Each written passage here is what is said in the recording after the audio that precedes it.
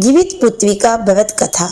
गंधर्वों के राजकुमार का नाम जीवितवाहन था। वे बड़े उदार और परोपकारी थे। जीवितवाहन के पिता ने वृद्धावस्था में प्राणप्रस्थ आश्रम में जाते समय इनको राज सिंहासन पर बिठाया, किंतु इनका मन राजपाट में नहीं लगता था। वह राज्य का भार अपने भाइयों पर छोड़कर स्वयं वन में पिता की सेवा करने चले गए। वन में ही जीवितवाहन को मलयवती नामक राजकन्या से भेंट हुई और दोनों में प्रेम हो गया। एक दिन जब वन में भ्रमण करते हुए जीवितवाहन काफी आगे चले गए, तब उन्हें एक विविध्या विलाप करते हुए दिखी। पूछने पर विविध्या ने रोते हुए बताया, मैं नागवंश की स्त्री हूँ, मुझे एक ही पुत्र है।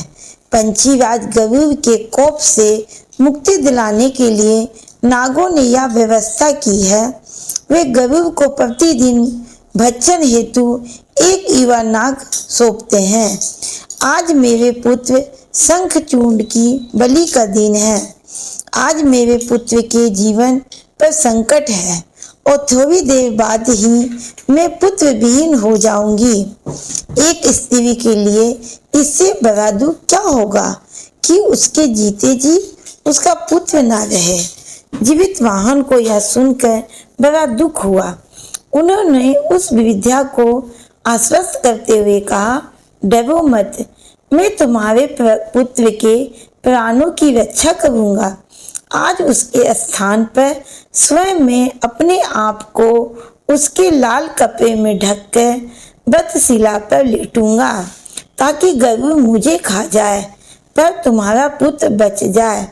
इतना कहकर जीवितवाहन ने शंखचूड के साथ लाल कपड़ा ले लिया और उसे लपेटकर गरुड़ को बलि देने के लिए चुनी गई वधशिला पर लेट गए। नियत समय पर गरुड़ बड़े वेग से आए और वे लाल कपड़े में ढके जीवितवाहन को पंजे में दबोचकर पहाड़ का एक शिखर पर जाकर बैठ गए। गरुड़ ने अपनी कठोर चोंच का प्रहार किया और जीवितवाहन के शरीर के मांस का बड़ा हिस्सा नोच लिया। इसकी पीड़ा से जीवितवाहन की आंखों में आंसू बह निकले और वह दर्द से कराहने लगे। अपने पंजे में जकड़े प्राणी की आंखों में से आंसू और मुंह से कराह सुनकर गरुड़ बड़े आश्चर्य में पड़ गए, क्योंकि ऐसा पहले कभी ना हुआ था। उन्होंने जीवितवाहन से उनका परिचय पूछा। जीवितवाहन ने सारा किस्सा कह सुनाया कि कैसे एक स्त्री के पुत्र की रक्षा के लिए वह अपने प्राण देने आए हैं। आप मुझे खाकर भूख शांत करें।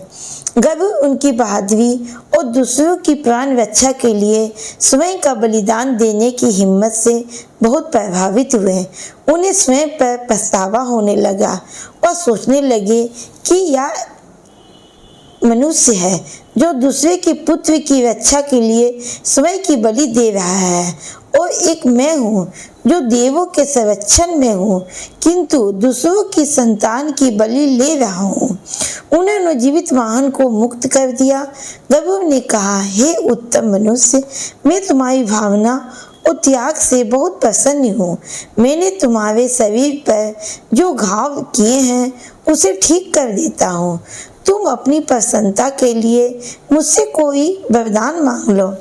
राजा जीवितवाहन ने कहा कि हे पंछीराज, आप तो सर्व समर्थ हैं।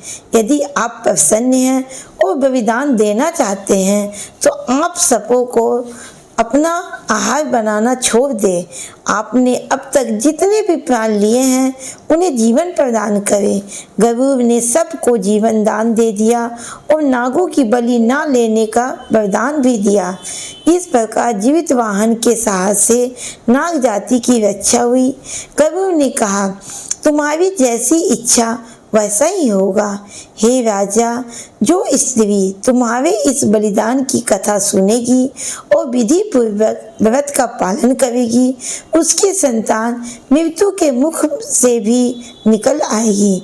तब से ही पुत्र की रक्षा हेतु जीवित वाहन की पूजा की कथा शुरू हो गई।